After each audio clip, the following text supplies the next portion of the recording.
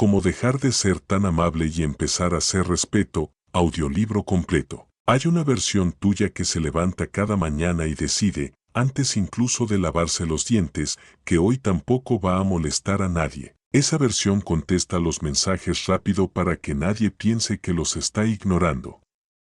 Dice no te preocupes aunque por dentro algo se haya quebrado un poco. Sonríe cuando la interrumpen.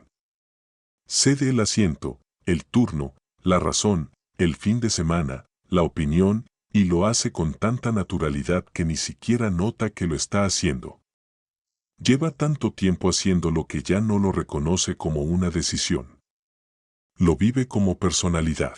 ¿Cuándo fue la última vez que dijiste exactamente lo que pensabas sin suavizarlo 3 veces antes de que saliera de tu boca? ¿Cuándo fue la última vez que alguien te trató mal y tu primera reacción no fue buscarle una explicación que lo hiciera parecer menos grave? Hay un tipo de cansancio que no se cura durmiendo.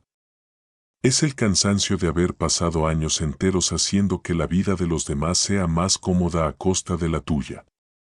Y lo peor no es el cansancio. Lo peor es que durante mucho tiempo le llamaste bondad. Piensa en alguien, no hace falta que tenga tu nombre, pero seguro se le parece que ha pasado toda su vida siendo la persona fácil. La que nunca pide nada. La que resuelve el conflicto ajeno antes de que el conflicto propio siquiera se atreva a nombrarse. Esa persona conoce, palabra por palabra, cómo se siente tragarse una respuesta. Sabe exactamente qué gesto hacer con la cara para que el otro no note la herida.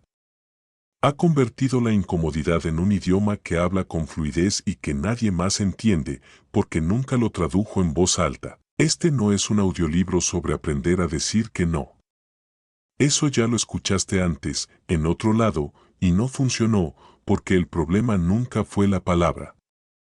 El problema es todo lo que hay detrás de por qué no la dices.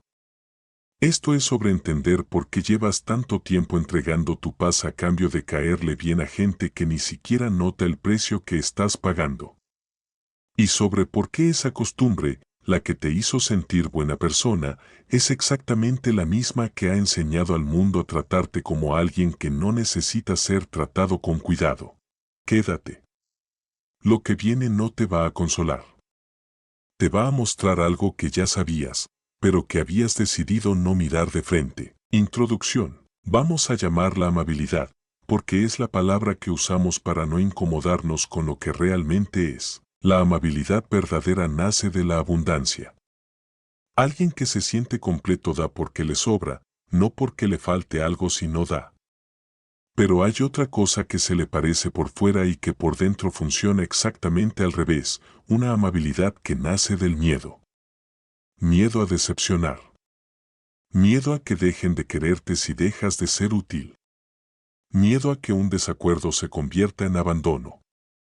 Esa amabilidad no es un regalo. Es un seguro que pagas todos los días, con la esperanza de que nadie te haga daño si primero te encargas tú de no dárselo a nadie. El problema es que ese seguro nunca cubre nada. Porque la gente que aprende a leer tu disponibilidad total no aprende a valorarla. Aprende a darla por hecho. Y ahí empieza una trampa silenciosa. Cuanto más das para evitar el conflicto, menos te ven como alguien con quien haya que tener cuidado. Te conviertes en el lugar seguro donde otros descargan lo que no se atreverían a descargar en cualquiera. Y tú lo permites, porque en algún momento, probablemente hace mucho, mucho tiempo, aprendiste que ser necesitado era más seguro que ser respetado. Nadie nace complaciente. Se aprende. Se aprende en una mesa donde el silencio era más seguro que la opinión. Se aprende observando qué gesto evitaba el castigo y cuál lo provocaba. Se aprende en la infancia, cuando todavía no tenías palabras para explicar lo que sentías, pero ya sabías, con una precisión que ningún adulto te enseñó, cuál era la manera de comportarte para que la casa siguiera tranquila. Esa inteligencia, porque es inteligencia, no debilidad, te salvó entonces. El problema es que la seguiste usando después, cuando ya no hacía falta sobrevivir. Solo hacía falta vivir. Y para vivir, esa misma estrategia se convirtió en cárcel. Esto es lo que nadie te dijo: no eres amable por naturaleza. Eres amable porque en algún punto decidiste, sin decidirlo del todo conscientemente, que ser amable era más seguro que ser tú. Y llevas tanto tiempo siéndolo que ya no distingues entre las dos cosas. Ahí es donde empieza este recorrido. No para que dejes de ser buena persona, sino para que dejes de confundir bondad con desaparición. El precio que nadie te mostró la factura. Imagina a un hombre que lleva 15 años en el mismo trabajo. No es el mejor pagado, ni el que más lo llena, pero es el que menos conflicto le trae, porque él se ha encargado, con una dedicación casi artesanal, de no traer conflicto a ningún lado. Cuando reparten tareas, él termina con las que nadie quiso. Cuando hay un error de otro, él lo cubre sin decir nada, porque señalar sería hacer un problema de algo que no lo es. Cuando por fin, después de años, pide un aumento, lo hace con una voz tan baja y tantas disculpas incrustadas en la frase que su jefe ni siquiera lo procesa como una petición seria. Él sale de esa reunión sintiendo alivio. Alivio de no haber insistido. Alivio de no haber incomodado. Y esa noche, mientras cena solo, se pregunta por qué siente que algo en su pecho pesa más de lo normal, sin relacionar ese peso con 15 años de sumar silencios. Ese peso tiene nombre, aunque durante mucho tiempo nadie te lo diga, es el costo acumulado de haberte hecho pequeño para que los demás estén cómodos. Cada vez que te callaste una opinión válida para no generar tensión, pagaste algo. Cada vez que aceptaste un trato injusto para no parecer difícil, pagaste algo. Cada vez que sonreíste cuando en realidad querías irte de esa habitación, pagaste algo. Y como cualquier pago pequeño y repetido, no lo notas en el momento. Lo notas después, cuando revisas la cuenta completa y descubres que llevas años de tu vida invertidos en la comodidad ajena, y no tienes ni un solo recuerdo de haber invertido esa misma cantidad de tiempo en defenderte a ti mismo. Nadie te dio la factura completa de golpe. Te la fueron cobrando en cuotas tan pequeñas que cada una, por separado, parecía razonable. Ceder esa vez, sí, tenía sentido. Callar en esa reunión, sí, era lo prudente. Aguantar ese comentario, sí, no valía la pena discutirlo. El problema nunca fue una sola decisión. El problema es la suma. Y las sumas, cuando se hacen en silencio durante años, terminan pareciendo tu personalidad en vez de parecer lo que realmente son, una serie de rendiciones que nunca decidiste conscientemente, pero que tampoco te atreviste a interrumpir. Y aquí hay algo incómodo que hay que decir sin adornos: mientras tú pagabas esa factura, alguien la estaba cobrando sin saber siquiera que existía. Porque la gente que se beneficia de tu exceso de amabilidad casi nunca es cruel a propósito. Simplemente se acostumbra. Y la costumbre, cuando nadie la interrumpe, se convierte en derecho adquirido. Ellos no piensan estoy abusando de esta persona. Piensan así es esta persona. Y ese pensamiento tan simple, tan poco malicioso en apariencia, es el que ha decidido durante años cuánto vales en cada habitación en la que entras. Lo más difícil de aceptar es que ese sistema se sostiene con tu colaboración silenciosa. No porque tengas la culpa de cómo te tratan, la culpa siempre es de quien decide aprovecharse, nunca de quien fue entrenado desde niño a no defenderse, sino porque cada vez que aceptas la cuota sin protestar, confirmas la regla para la próxima ronda. Es un contrato que nadie firmó por escrito, pero que se renueva automáticamente cada vez que tú, sin darte cuenta, vuelves a ceder en el mismo punto donde cediste la última vez. Y como todo contrato que se renueva solo, romperlo no depende de que la otra parte decida cambiar las condiciones. Depende de que tú decidas, un día cualquiera, no firmarlo más. La sonrisa que aprendiste a usar como escudo. Hay una escena que se repite, con variaciones mínimas, en la infancia de muchas personas que hoy no logran poner límites. No hace falta que haya sido dramática. A veces basta con haber crecido en una casa donde el enojo de un adulto llenaba todo el aire disponible y donde la única forma de recuperar algo de espacio era no darle motivos a ese enojo para aparecer. Una niña aprende, sin que nadie se lo explique con palabras, que si se porta bien, si no pide, si no llora, si no necesita, el ambiente se mantiene respirable. Y entonces empieza a sonreír no porque esté contenta, sino porque la sonrisa funciona.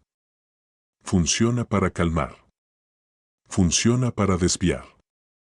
Funciona para que la miren con aprobación en lugar de con fastidio. Esa sonrisa, con los años, deja de ser una estrategia y se convierte en reflejo.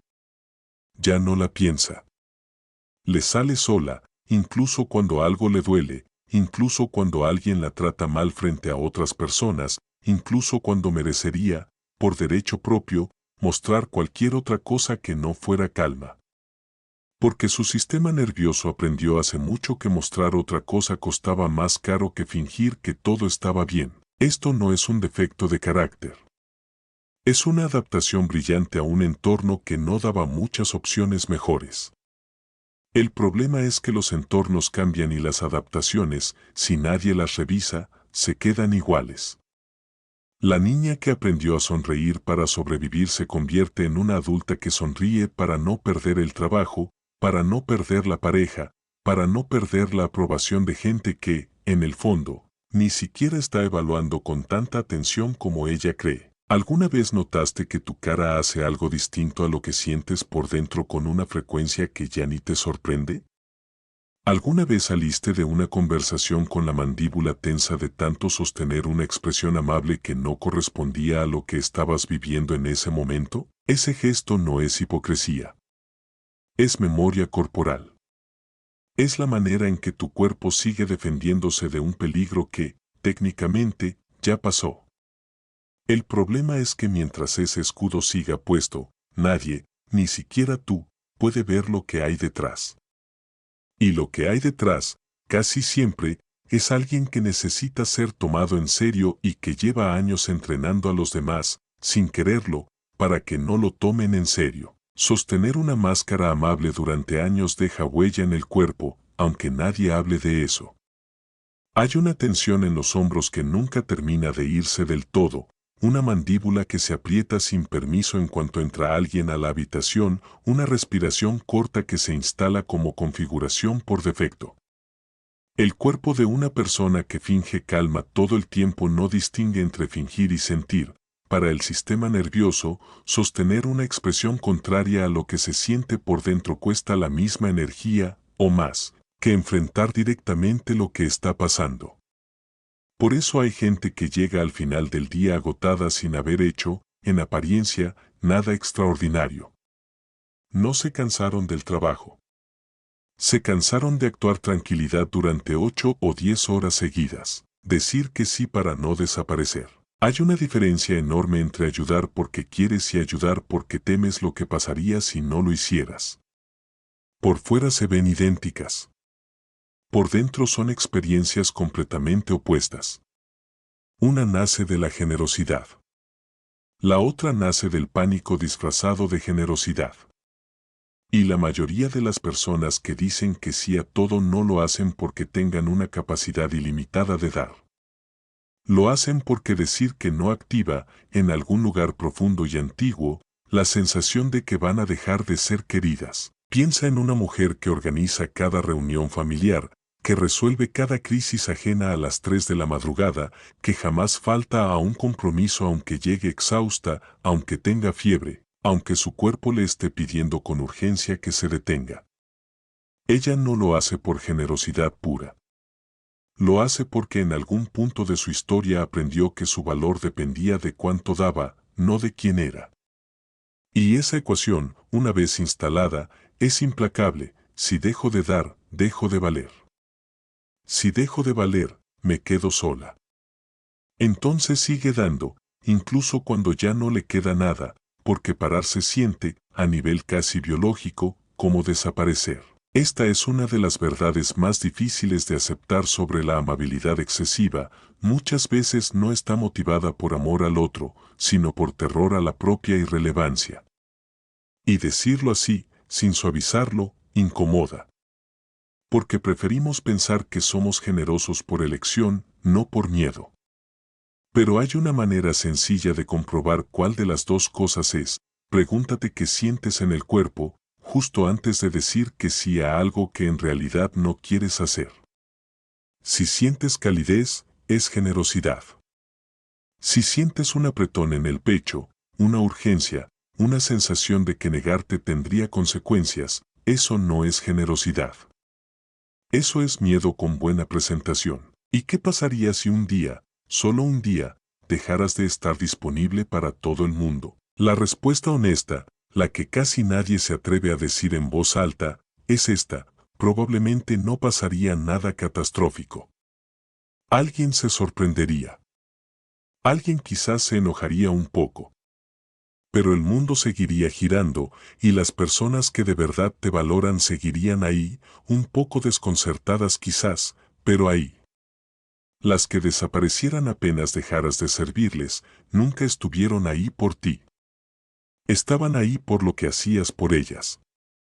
Y esa distinción, aunque duela, es la más importante de este recorrido. Hay una prueba silenciosa que se repite en cada relación donde el miedo disfrazado de generosidad manda, la prueba de que pasa el día que tú necesitas algo. No una emergencia dramática, sino algo simple, cotidiano, del mismo tamaño que las cosas que tú has resuelto para otros 1000 veces. Y muchas personas descubren, con una mezcla de tristeza y alivio, que las mismas personas a las que ayudaron sin condiciones dudan, se demoran, ponen excusas o directamente no aparecen. Eso no debería sorprender, aunque duela. Una relación construida sobre tu disponibilidad total nunca tuvo la estructura para sostener también tu necesidad. Se construyó, sin que nadie lo planeara así, en una sola dirección: el resentimiento que se acumula en silencio. Nadie te avisa que la amabilidad forzada tiene una factura emocional que se cobra sola, con intereses, si no la pagas de forma consciente. Esa factura se llama resentimiento. Y es traicionero, porque no aparece de golpe, con un cartel que diga esto es rabia acumulada. Aparece disfrazado. Aparece como cansancio crónico que ningún descanso resuelve. Aparece como irritabilidad repentina frente a cosas pequeñas, mientras las cosas grandes, las que de verdad merecían tu enojo, se quedaron sin respuesta durante años. Aparece como distancia emocional con las mismas personas a las que tanto ayudaste, sin que ni siquiera tú entiendas del todo por qué de pronto te cuesta estar cerca de ellas. Imagina a un hombre que durante 20 años fue el hijo bueno, el que siempre visitaba, el que siempre cedía en las discusiones familiares, el que jamás reclamó nada aunque el reparto siempre fuera desigual.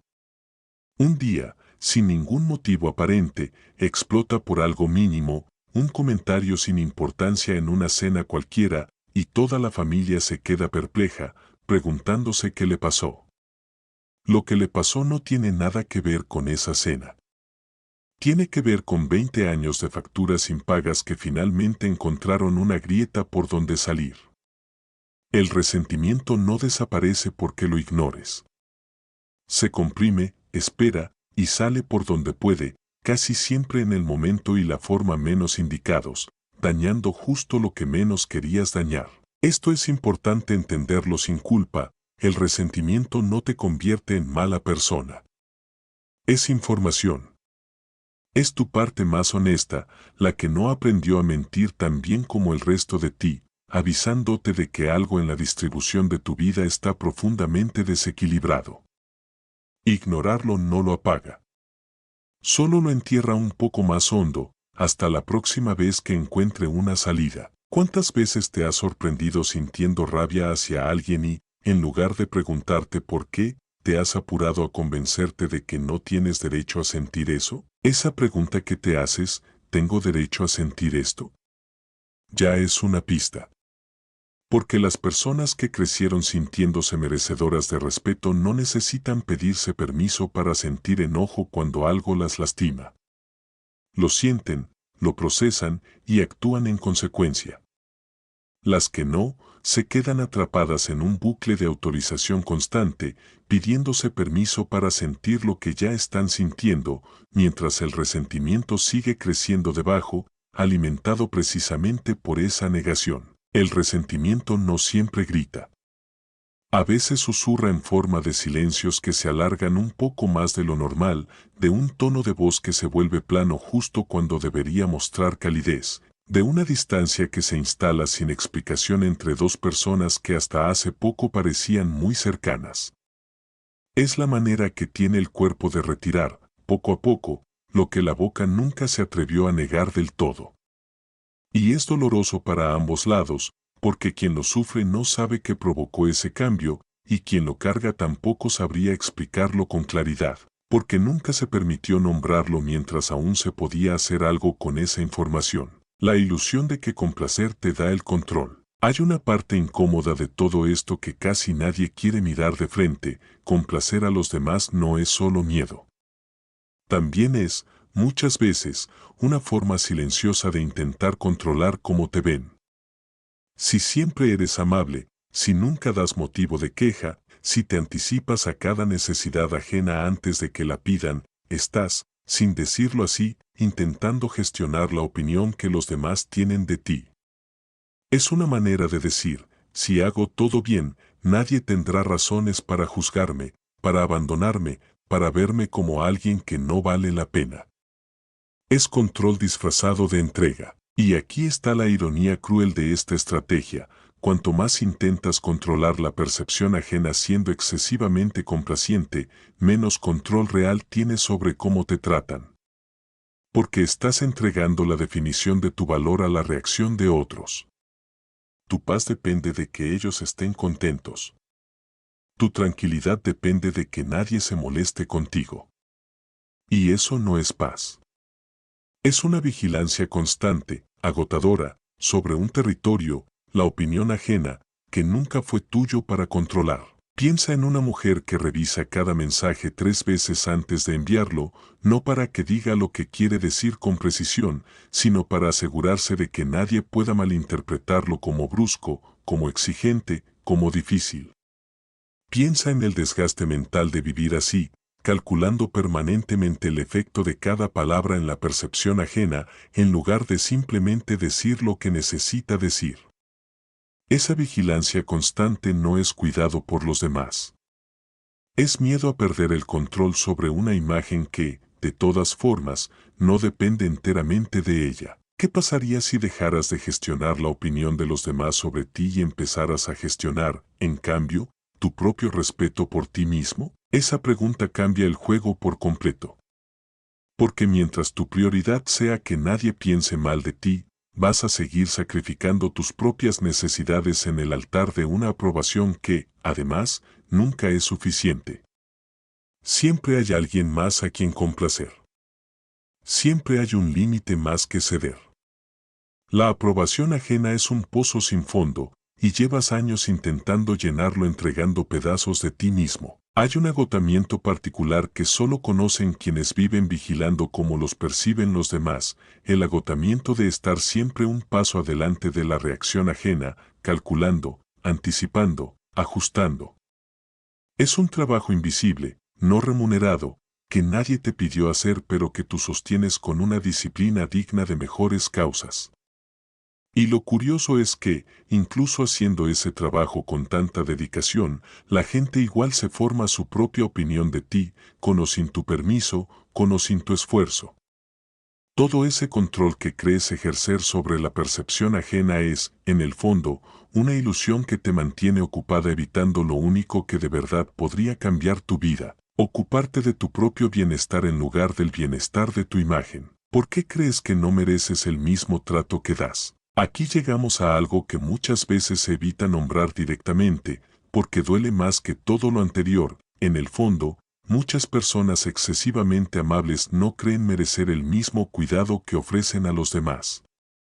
Dan paciencia infinita a otros y ninguna a sí mismas. Perdonan errores ajenos con facilidad y se castigan durante días por los propios.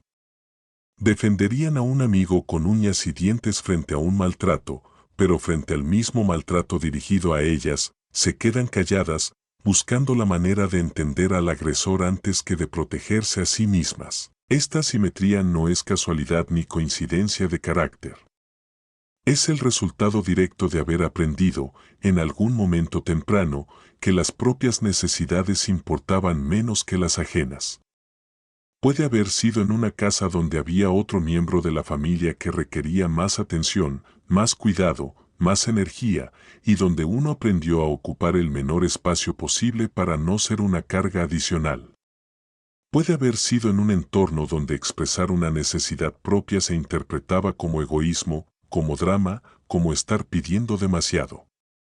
Si cual sea el origen exacto, el resultado es el mismo: una persona adulta que trata a los demás con una generosidad que jamás se permite a sí misma. Imagina a un joven que pasa horas ayudando a un compañero a preparar una presentación importante, revisando cada detalle, cuidando cada palabra, para que su amigo brille frente a todos. Cuando llega su propio turno de pedir ayuda con algo igual de importante, no lo hace. Se convence de que puede solo, de que no quiere molestar, de que su necesidad no es tan urgente como para interrumpir la vida de nadie más. Nunca se detiene a notar la desproporción, entrega sin límite y pide con una culpa que lo paraliza antes de siquiera formular la frase. ¿En qué momento decidiste que tu bienestar valía menos que el de los demás? Probablemente no hubo un momento único.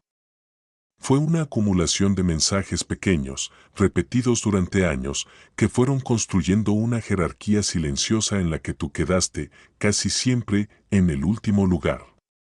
Y esa jerarquía no es un hecho objetivo sobre tu valor.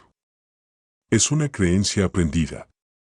Y lo que se aprende, aunque cueste, se puede desaprender. Esta creencia suele tener un origen muy concreto, aunque no siempre se recuerde con claridad. A veces basta con haber escuchado, de niño, que otro miembro de la familia lo necesitaba más.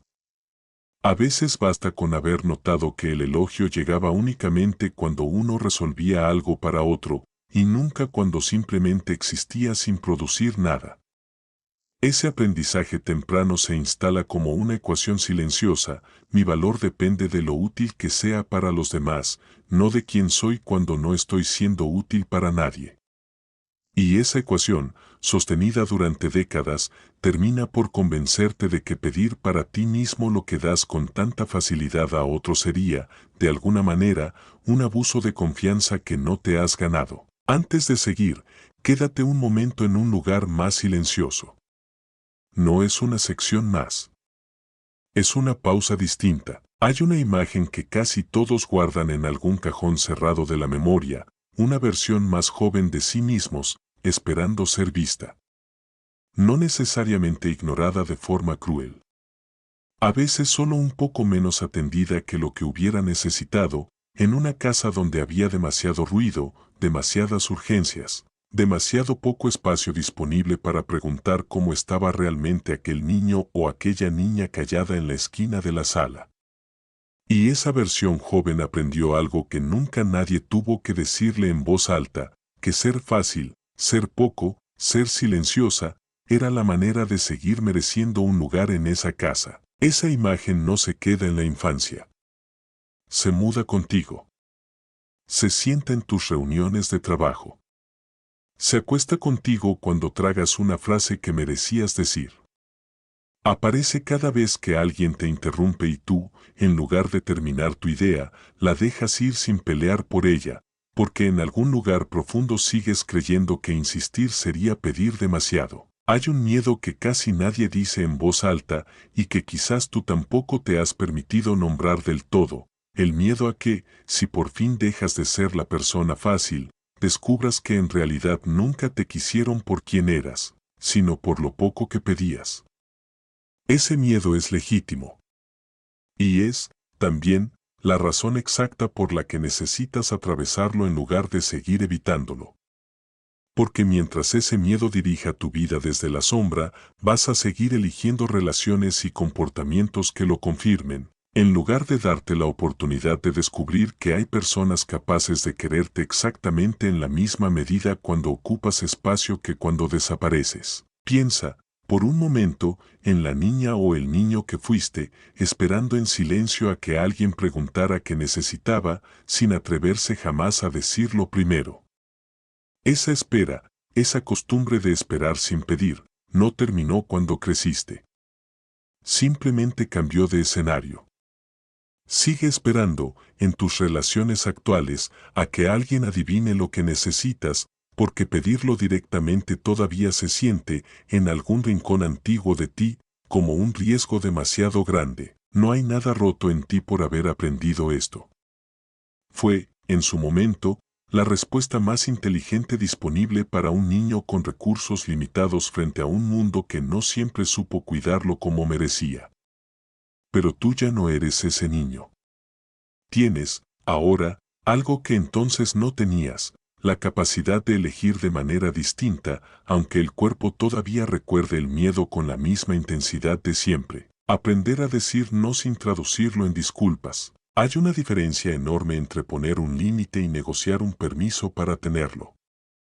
La mayoría de las personas que luchan con esto no dicen que no directamente. Dicen una versión tan atenuada, tan rodeada de justificaciones, de disculpas anticipadas, de explicaciones excesivas, que en realidad no está poniendo un límite, está pidiendo perdón de antemano por atreverse a tenerlo. Escucha la diferencia entre estas dos formas de decir lo mismo. Una sería, perdón, sé que es mal momento, y de verdad no quiero ser difícil, pero es que esta semana no puedo, lo siento mucho, espero que lo entiendas. La otra sería, esta semana no puedo. Nada más. La segunda no es fría. No es agresiva. Es simplemente clara. Y para alguien acostumbrado a traducir cada negativa en un ramillete de disculpas, esa claridad se siente, al principio, casi como una falta de respeto hacia el otro. No lo es. Es respeto hacia uno mismo, algo que durante años no tuvo espacio en la ecuación. El motivo por el que sobreexplicas tus límites no es cortesía. Es miedo a que el límite, por sí solo, no sea suficiente justificación para existir. Como si necesitaras convencer al otro de que tienes derecho a decir que no, en lugar de simplemente ejercerlo. Y aquí está la verdad incómoda: cuantas más explicaciones das, más invitas a que el otro las cuestione, las negocie, las desmonte una por una hasta hacerte ceder. Un límite bien puesto no necesita defensa. Necesita solamente sostenerse. ¿Qué pasaría si la próxima vez que necesitas decir que no, simplemente lo dijeras, sin adornarlo con una disculpa? Va a sentirse incómodo. Va a sentirse casi como estar haciendo algo mal, aunque no lo estés haciendo. Esa incomodidad no es una señal de que estás equivocado. Es la señal de que estás haciendo algo nuevo, algo que tu sistema nervioso todavía no reconoce como seguro, aunque lo sea. La incomodidad de poner un límite por primera vez no es peligro. Es simplemente la sensación de un músculo que nunca usaste, empezando, por fin, a moverse. Exigir respeto no es atacar, es dejar de traducirte. Durante años quizás pensaste que exigir respeto era sinónimo de ser agresivo, de convertirte en alguien duro, distante, difícil de querer. Esa creencia es exactamente lo que te ha mantenido en el mismo lugar durante tanto tiempo. Porque confundir el respeto por uno mismo con la agresión hacia los demás es una trampa perfecta, te convence de que la única alternativa a seguir siendo pisoteado es convertirte en alguien que pisotea a otros. Y ninguna de las dos opciones te resulta aceptable, así que te quedas donde estás. Pero exigir respeto no tiene nada que ver con atacar. Tiene que ver con dejar de traducirte constantemente para que los demás te entiendan sin ningún esfuerzo. Durante años has hecho el trabajo de anticipar, suavizar, explicar, justificar cada necesidad tuya para que resulte digerible para otra persona. Has cargado con la responsabilidad emocional de que nadie se sienta incómodo con tus límites, con tus opiniones, con tu simple existencia ocupando espacio. Y eso es agotador de una manera que no se nota hasta que, un día, decides dejar de hacerlo y sientes un alivio que no sabías que estabas esperando. Piensa en una mujer que, después de años de anticiparse a cada posible reacción negativa antes de decir lo que pensaba, finalmente dice algo tal como lo siente, sin envolverlo en 20 capas de suavizantes. La persona frente a ella se sorprende, quizás incluso se incomoda un poco. Y esa mujer, por primera vez, no siente la necesidad urgente de arreglar esa incomodidad ajena. La deja ahí, sin hacerla suya. Eso, exactamente eso, es exigir respeto, dejar que la reacción del otro le pertenezca al otro, en lugar de cargarla tú, como cargaste durante tanto tiempo cosas que nunca debieron ser tu responsabilidad. ¿Qué parte de ti se ha pasado la vida haciendo de traductora entre lo que sientes y lo que los demás pueden tolerar escuchar? Esa parte necesita descansar. No porque lo que hacía estuviera mal, sino porque ya cumplió su función y ahora solo te está costando la posibilidad de que alguien te conozca de verdad, sin filtros, sin ediciones, sin la versión suavizada que fabricaste para sobrevivir en habitaciones donde ya no vives. Ser bueno y no tener límites no es lo mismo. Hay una confusión que se instala temprano y que después cuesta años deshacer, la idea de que poner límites te convierte en alguien menos bueno. Como si la bondad se midiera por la cantidad de cosas que estás dispuesto a tragarte sin decir nada.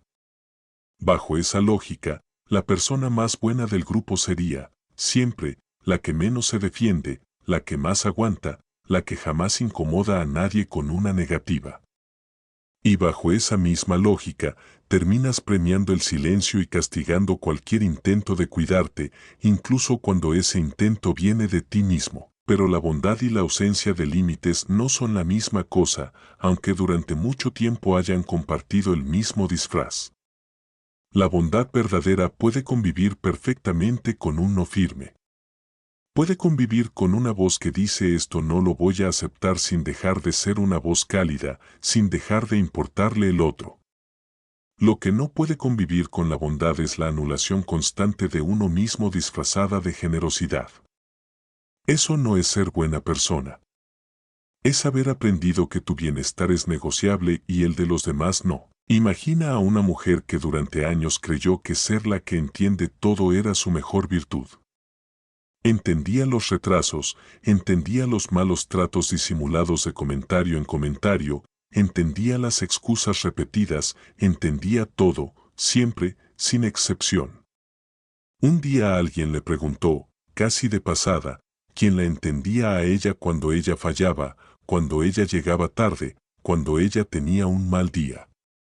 La pregunta la dejó en silencio más tiempo del que hubiera querido admitir, porque no tenía una respuesta clara.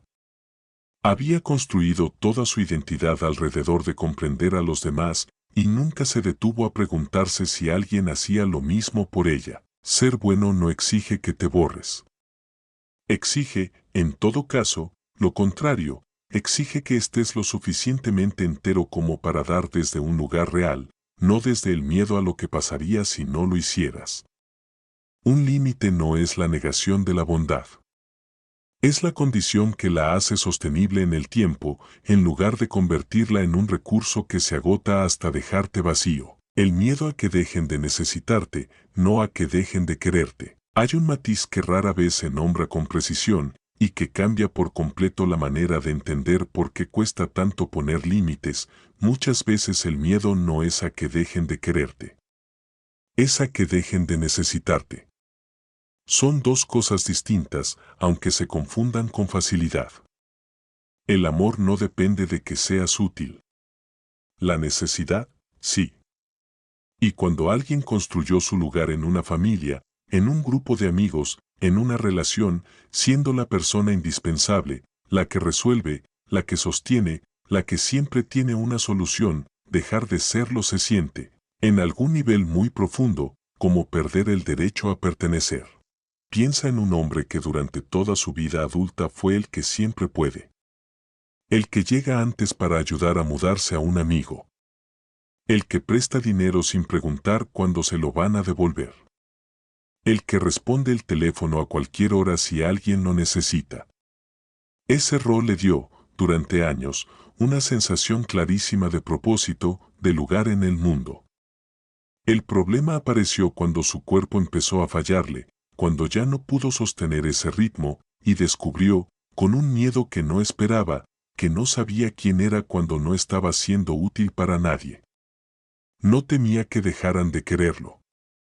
Temía, de una manera mucho más profunda, dejar de tener una razón para que lo mantuvieran cerca. Este es uno de los engaños más sutiles de la amabilidad excesiva, te convence de que tu valor y tu utilidad son la misma cosa.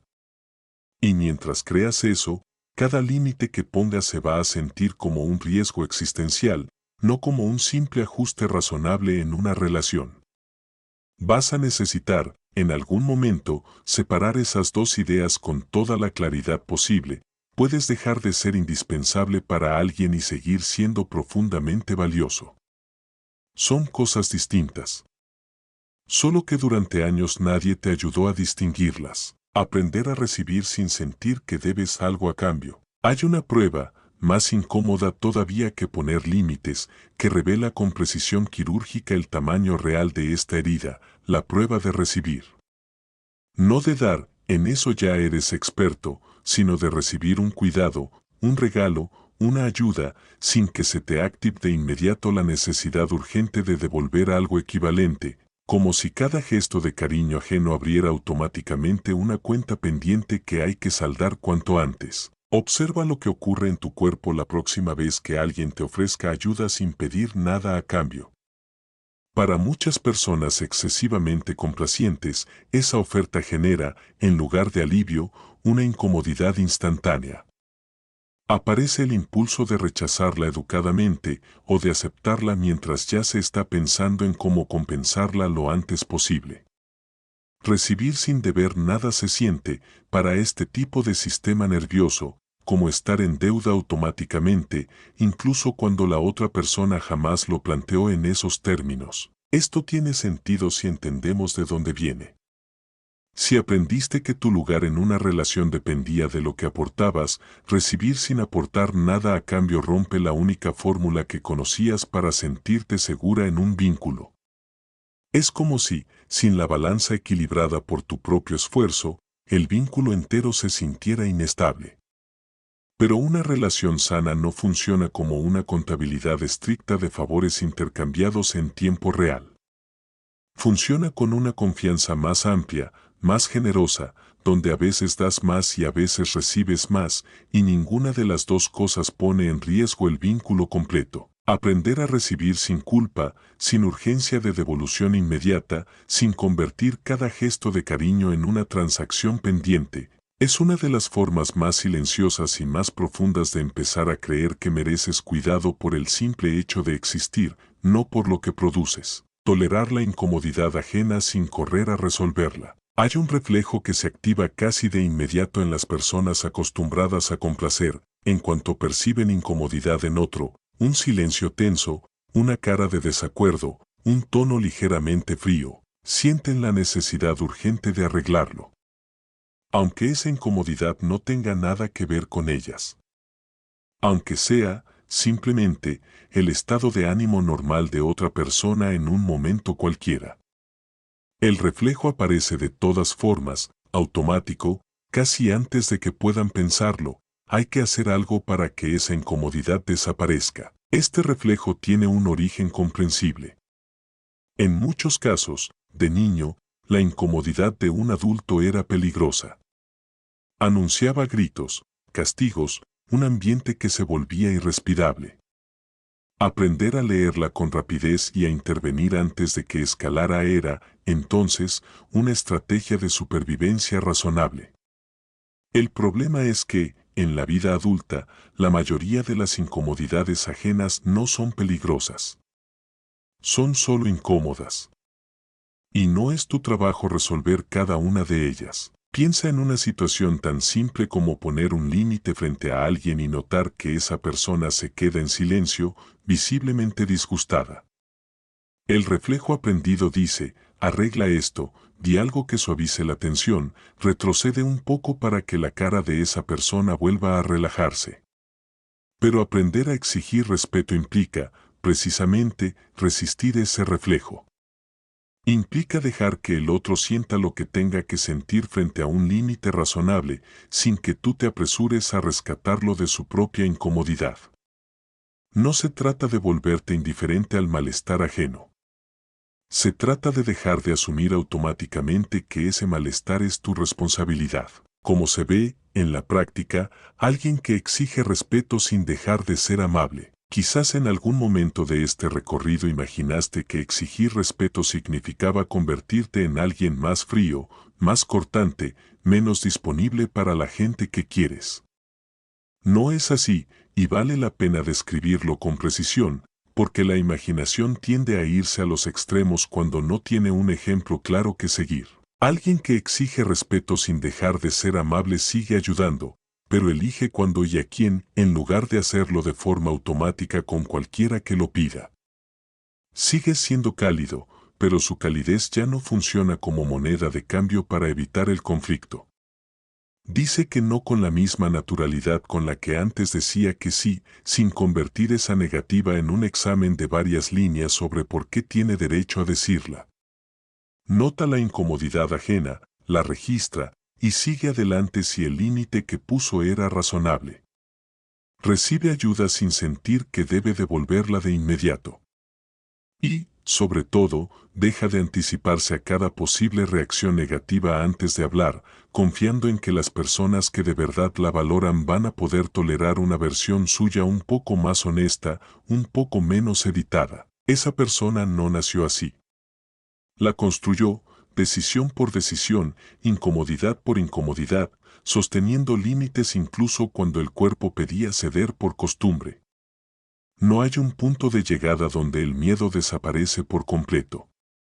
Hay, en cambio, una práctica constante de elegir el respeto propio incluso cuando la costumbre antigua sigue susurrando que sería más fácil, más seguro, más querido, ceder una vez más. El duelo de dejar de ser la persona fácil. Hay algo que casi nadie menciona cuando habla de poner límites, que también implica una pérdida.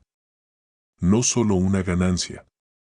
Durante años construiste una identidad completa alrededor de ser la persona en la que todos podían confiar sin condiciones, la que resolvía, la que nunca fallaba, la que estaba disponible incluso cuando no debía estarlo. Esa identidad, por dañina que fuera en el fondo, también te dio un lugar reconocible en cada grupo al que perteneciste. Dejarla no es solamente liberador. También es, durante un tiempo, desorientador. Piensa en una mujer que durante 15 años fue la organizadora de todo en su grupo de amigas, la que reservaba los restaurantes, la que recordaba los cumpleaños, la que mediaba cuando había un conflicto entre dos personas del grupo. El día que decidió dejar de asumir automáticamente ese rol, no sintió únicamente alivio. Sintió también una especie de vacío extraño, como si una parte de su identidad se hubiera quedado sin trabajo de un día para otro. Nadie le agradeció el cambio. Algunas amigas, de hecho, se incomodaron, porque el grupo entero se había acostumbrado a que ella sostuviera esa función sin que nadie más tuviera que hacerlo. Ese vacío merece ser nombrado, no negado. Es un duelo real, aunque sea el duelo de un rol que te estaba costando caro. Vas a extrañar, durante un tiempo, la sensación de ser imprescindible, aunque esa sensación viniera acompañada de agotamiento. Vas a preguntarte, en algunos momentos, quién eres y no eres la persona que resuelve todo para todos. Esa pregunta no tiene una respuesta inmediata. Se responde poco a poco, a medida que vas descubriendo que partes de ti existían debajo de ese rol, esperando su turno para aparecer. Como cambia, con el tiempo, la gente que te rodea. Nadie te lo advierte de frente, pero es una de las consecuencias más consistentes de empezar a exigir respeto, tu círculo cambia. No de golpe, no de forma dramática, pero cambia. Las relaciones que dependían por completo de tu disponibilidad ilimitada empiezan a mostrar grietas apenas dejas de sostenerlas con el mismo esfuerzo de siempre. Y las relaciones que estaban construidas sobre algo más sólido que tu utilidad, resisten el cambio, se ajustan, incluso se profundizan, porque por primera vez esas personas están conociendo una versión tuya más honesta que la que edité durante años para ellos. Imagina a un hombre que, después de empezar a decir que no con más frecuencia, notó que dos personas de su entorno cercano se alejaron casi de inmediato, con excusas cada vez más frecuentes para no verse. Al mismo tiempo, otra amistad que llevaba años en un segundo plano, casi invisible entre tanta gente que ocupaba su tiempo, empezó a acercarse con una calidez que él no recordaba haber sentido antes. Esa persona, resulta, siempre lo había apreciado por quien era, no por lo que hacía por ella, y simplemente nunca había tenido el espacio para acercarse mientras él estaba ocupado sosteniendo a todos los demás. Este reacomodo no es casualidad. Es física social básica. Cuando cambias la cantidad de espacio que ocupas, el entorno entero se reorganiza a tu alrededor. Algunas personas se alejan porque solo podían relacionarse contigo mientras eras pequeño. Otras se acercan porque finalmente hay lugar para un vínculo más parejo. Ninguna de las dos cosas debería sorprenderte, y ninguna de las dos cosas es, en el fondo, una mala noticia. La diferencia entre exigir respeto y cobrar venganza. Hay un riesgo real en este proceso que merece nombrarse con honestidad. Después de años de tragarte cosas, es tentador, cuando por fin empiezas a soltar la costumbre de callar, pasarte de la raya en la dirección contraria. Confundir exigir respeto con desquitarte por todo el tiempo perdido. Convertir cada conversación en un ajuste de cuentas por años de silencio acumulado, incluso con personas que no tuvieron nada que ver con ese silencio. Esto es comprensible. Cuando una represa se abre después de mucho tiempo cerrada, el agua no sale con delicadeza, sale con toda la fuerza acumulada. Pero exigir respeto de manera sostenible no se trata de descargar toda esa fuerza de una vez sobre quien esté cerca en el momento equivocado. Se trata de aprender a expresar, con firmeza y sin disculpas, lo que necesitas, sin que esa firmeza se convierta en una forma nueva de hacerle a otros lo que durante años te hicieron a ti. La diferencia es sutil pero decisiva. Exigir respeto parte de valorarte a ti mismo. Cobrar venganza parte de seguir necesitando que el otro sienta dolor para que tu propio dolor se sienta validado. La primera te libera. La segunda te mantiene atado, solo que ahora del otro lado de la cadena. Vas a notar la diferencia en cómo te sientes después de una conversación difícil. Si sientes alivio y claridad, estabas exigiendo respeto. Si sientes la necesidad de que el otro haya sufrido tanto como tú, todavía hay algo ahí que merece atención, no para reprimirlo, sino para entenderlo con más profundidad antes de que dirija tus próximas conversaciones. El conflicto que en realidad estás evitando es contigo mismo. Se suele hablar de la amabilidad excesiva como una manera de evitar el conflicto con los demás. Es cierto, pero incompleto. Hay un conflicto todavía más profundo que se esconde detrás de esa costumbre, y es el conflicto contigo mismo. La confrontación pendiente entre lo que de verdad quieres y la imagen de persona complaciente que construiste durante años para sobrevivir. Cada vez que cedes automáticamente, evitas no solo una discusión externa.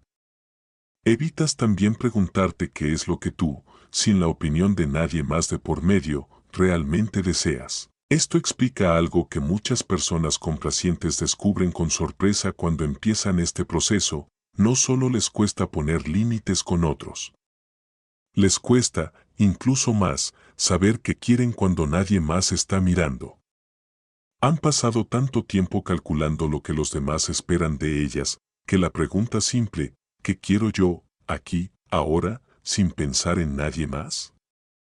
Puede generar un silencio incómodo, casi vergonzoso, porque la respuesta no aparece con la misma rapidez con la que aparecería para alguien acostumbrado a consultarse primero a sí mismo. Piensa en una mujer a la que, después de años acostumbrada a elegir el restaurante que todos preferían, a ver la película que su pareja quería ver, a pasar las vacaciones donde su familia decidía. Alguien le preguntó directamente qué quería hacer ella, sin condicionantes.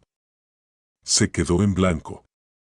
No porque no tuviera preferencias, sino porque llevaba tanto tiempo sin que nadie le hiciera esa pregunta, ni siquiera ella misma, que la respuesta estaba enterrada bajo capas y capas de costumbre de preguntarle primero a los demás. Reconstruir esa conexión contigo mismo, esa capacidad de saber lo que quieres antes de saber lo que los demás esperan, es una parte silenciosa pero fundamental de todo este proceso. Exigir respeto hacia afuera empieza, casi siempre, con dejar de negarte el derecho a tener preferencias propias hacia adentro, el papel que otros te asignaron y que tú aceptaste sin firmarlo. En casi todo grupo humano, una familia, un grupo de amigos, un equipo de trabajo, hay roles no escritos que cada persona termina ocupando con el tiempo. Está quien hace reír a todos. Está quien resuelve los problemas prácticos. Y está, casi siempre, quien nunca se queja, quien siempre entiende, quien jamás complica nada. Ese rol, con el tiempo, deja de sentirse como algo que elegiste y empieza a sentirse como quien eres, punto, sin posibilidad de ser de otra manera dentro de ese grupo. El problema de estos roles es que se sostienen con la expectativa colectiva, no solo con tu comportamiento individual. Si durante 10 años fuiste el que nunca se enoja en tu familia, el día que te enojes con toda razón, es probable que la reacción del grupo no sea tiene razón en sentir esto, sino que le pasa, no es normal en él. No porque tu enojo sea desproporcionado, sino porque rompe un guión que todos, incluido tú, habían aceptado sin cuestionarlo. Imagina a un joven al que su familia siempre describió como inmaduro, el que no necesita que nadie se preocupe por él, el que siempre entiende las circunstancias difíciles de los demás sin pedir nunca nada para sí. Cuando finalmente, ya adulto, expresó una necesidad emocional real frente a su familia, se encontró con caras de sorpresa genuina, casi de desconcierto, como si estuviera rompiendo una regla no escrita que nadie sabía que existía hasta que él dejó de cumplirla. Salir de un rol asignado incomoda al grupo entero, no solo a ti. Y esa incomodidad colectiva, aunque real, no es una señal de que debas volver al rol de siempre. Es, simplemente, el costo temporal de dejar de interpretar un personaje que nunca terminó de representarte del todo. Lo que le responderías a la voz que te llama egoísta. Hay una voz interna, en casi todas las personas que luchan con esto, que aparece justo cuando empiezan a poner un límite razonable, la voz que susurra que están siendo egoístas. Que están exagerando. Que en realidad no es para tanto y deberían simplemente ceder, como siempre. Esa voz no es tu intuición. Es un eco de todas las veces, a lo largo de tu vida, que expresar una necesidad propia fue recibido como una molestia, y que aprendiste, sin buscarlo, a adelantarte a esa reacción castigándote tú mismo antes de que nadie más lo hiciera. Vale la pena, en algún momento, responderle a esa voz directamente en lugar de solamente obedecerla. Cuando aparezca diciendo que eres egoísta por decir que no a algo que te agota, puedes preguntarle, ¿es egoísmo cuidar mi propio límite, o es egoísmo esperar que yo lo ceda siempre sin que nadie más ceda nunca nada por mí? Cuando aparezca diciendo que estás exagerando al pedir que te traten mejor, puedes preguntarle, ¿de verdad estoy exagerando, o simplemente no estoy acostumbrada a que mis necesidades ocupen algún lugar en la conversación? Esa voz no desaparece de un día para otro solo porque la cuestión es una vez. Lleva años instalada y va a seguir apareciendo, casi por reflejo, cada vez que intentes algo nuevo. Pero cada vez que la cuestionas en lugar de obedecerla automáticamente, pierde un poco de fuerza. Y con el tiempo, lo que antes era una orden incuestionable se convierte en apenas un murmullo de fondo, uno que puedes escuchar sin que dirija tus decisiones. La calma que no depende de que todos estén de acuerdo contigo. Hay una calma distinta a la que probablemente conociste durante años. La calma antigua dependía de que nadie se molestara contigo, de que ninguna conversación se pusiera tensa, de que todo el mundo, todo el tiempo, estuviera contento con lo que hacías. Esa calma era frágil, porque dependía de factores que nunca estuvieron completamente bajo tu control: el humor ajeno, las expectativas ajenas, la buena voluntad ajena. Bastaba con que una sola persona se disgustara para que esa calma se hiciera pedazos. Hay otra calma, más sólida, que no depende de que todos estén de acuerdo contigo. Es la calma de quien puede sostener un desacuerdo sin que eso amenace su valor como persona. Es la calma de quien puede decir algo incómodo y quedarse tranquilo con haberlo dicho, aunque la reacción del otro no sea la esperada. Esa calma no se consigue evitando el conflicto. Se consigue atravesándolo lo suficientes veces como para descubrir que sobrevives a la desaprobación ajena, incluso cuando en el pasado sentías que no podrías hacerlo. Esta calma no llega de golpe. Se construye conversación por conversación, límite por límite, cada vez que eliges tu propio respeto por encima de la comodidad momentánea de que nadie se moleste. Y un día, sin que puedas señalar exactamente cuándo ocurrió el cambio, notas que ya no necesitas que todos aprueben cada decisión tuya para poder dormir tranquila esa noche. Eso, más que cualquier otra cosa, es lo que significa haber dejado de ser demasiado amable y haber empezado, por fin, a exigir el respeto que siempre mereciste. La primera vez que un límite se siente como un terremoto. La primera vez que pones un límite de verdad, después de años de no hacerlo, casi nunca se siente como un triunfo. Se siente, más bien, como un pequeño terremoto interno. El corazón se acelera. La mente empieza a generar, a toda velocidad, catálogos enteros de peores escenarios posibles. Una parte muy antigua de ti, la que aprendió hace mucho que ceder era sinónimo de seguridad, entra en alarma, convencida de que algo terrible está por ocurrir solo porque, por primera vez, dijiste que no en lugar de que sí. Es importante saber esto de antemano, porque si no lo sabes, es fácil confundir esa alarma interna con una señal de que estás haciendo algo mal. No lo estás haciendo mal. Tu sistema nervioso simplemente no tiene todavía experiencia reciente de que poner un límite pueda ser seguro. Está funcionando con información antigua, de una época en la que quizás sí lo era peligroso. Necesita, como cualquier aprendizaje nuevo, repeticiones para actualizarse. La primera vez va a doler más que la décima. La décima va a doler más que la 30ª. Y en algún punto, sin que pueda señalar el momento exacto, un límite dejará de sentirse como un terremoto y empezará a sentirse, simplemente, como una frase más. Piensa en una mujer que, después de ensayar durante días una conversación pendiente con su pareja sobre una tarea doméstica repartida de forma injusta desde hacía años, finalmente la tuvo. Su cuerpo tembló literalmente mientras hablaba. Su voz se quebró un poco a mitad de la frase. Y aún así, la terminó. No porque no tuviera miedo, sino porque decidió que el miedo no iba a seguir teniendo la última palabra sobre lo que ella se atrevía a decir. Esa conversación, con temblor y todo, fue el punto donde algo empezó a cambiar de verdad. No esperes sentirte fuerte la primera vez que exijas respeto. Espera sentirte temblorosa, insegura, incluso un poco ridícula por lo mucho que te está costando algo que en teoría debería ser simple. Eso no es fracaso.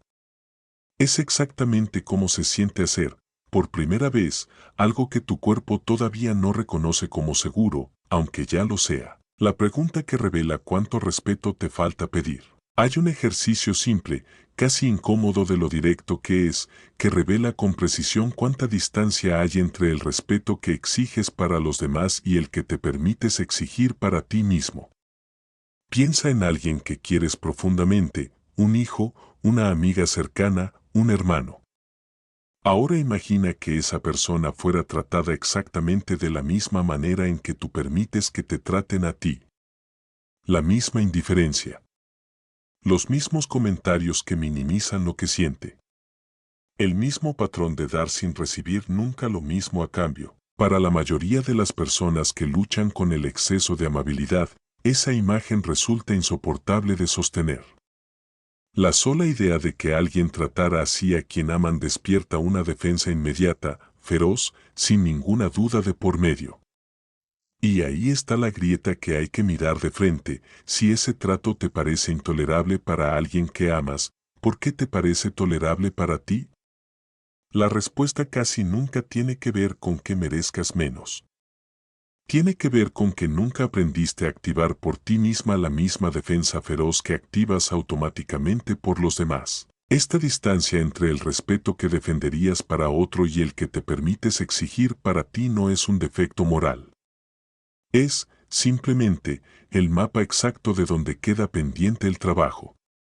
Cada vez que te preguntes si mereces poner un límite, puedes volver a esta imagen. Si no lo aceptarías para alguien que amas, tampoco tienes por qué aceptarlo para ti. No porque valgas más que nadie, sino porque no vales menos que la gente que ya sabes, sin dudarlo, que merece ser tratada con cuidado. Hay algo que ocurre en el cuerpo cuando alguien empieza, por primera vez en su vida, a exigir el trato que siempre mereció. No es un cambio de personalidad. Es más parecido a un despertar lento, casi físico. La espalda se endereza un poco sin proponérselo. La voz encuentra un volumen que antes se evitaba por miedo a ocupar demasiado espacio en la conversación.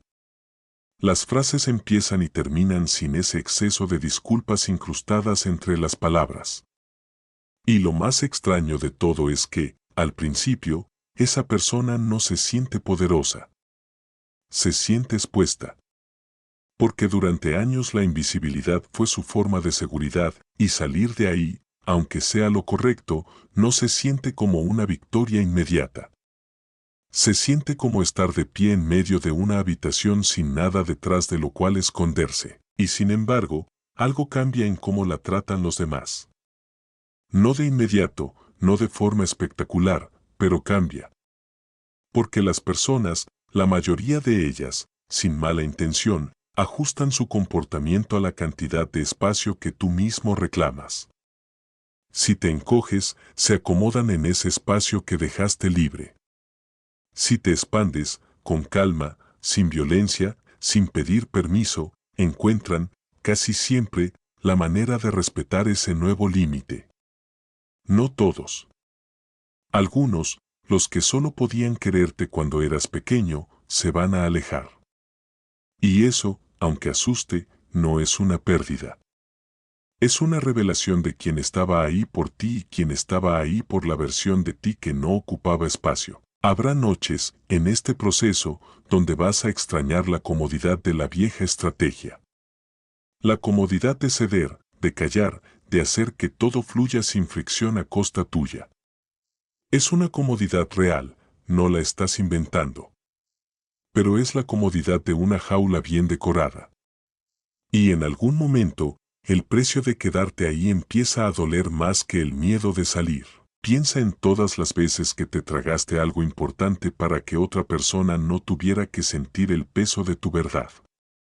Piensa en cuántas de esas veces esa misma persona jamás se detuvo a preguntarse qué te estaba costando a ti mantener la paz. Esa desproporción, tú cargando con todo el peso emocional de una relación, mientras el otro ni siquiera nota que hay un peso, es exactamente lo que se termina cuando empiezas a exigir respeto. No porque decidas ser cruel, sino porque decides, por fin, dejar de ser el único que sostiene la relación completa sobre sus propios hombros. No hace falta gritar para exigir respeto. No hace falta romper vínculos de un día para otro ni convertirte en alguien irreconocible. Hace falta, simplemente, dejar de ofrecer disculpas por ocupar el lugar que ya te correspondía desde siempre. Hace falta notar, la próxima vez que sientas ese nudo familiar en el pecho antes de decir que sí a algo que no quieres, que ese nudo no es una señal de que debas ceder. Es una señal de que, por fin, estás empezando a escucharte. Quizás no lo notaste, pero durante todo este recorrido dejaste de pensar solamente en los demás por un rato. pensaste en ti. En lo que te costó llegar hasta aquí siendo la persona fácil, la que nunca incomoda, la que siempre entiende. Y quizás, mientras escuchabas, una parte tuya, esa parte cansada de disculparse por existir con intensidad, empezó, silenciosamente, a enderezarse. Eso que sentiste no se olvida fácil. Aparece de nuevo la próxima vez que alguien cruce un límite que antes dejabas pasar. Aparece en la próxima frase que casi suavizas por costumbre y que, esta vez, decides dejar tal como la sentiste. Aparece cada vez que notes que el mundo no se acaba cuando dejas de encogerte y que las personas que importan de verdad siguen ahí, incluso cuando por fin ocupas el espacio completo que siempre te perteneció. Si algo de esto te resonó, escribe respeto en los comentarios. Solo esa palabra. No hace falta explicar por qué. Tú ya sabes por qué.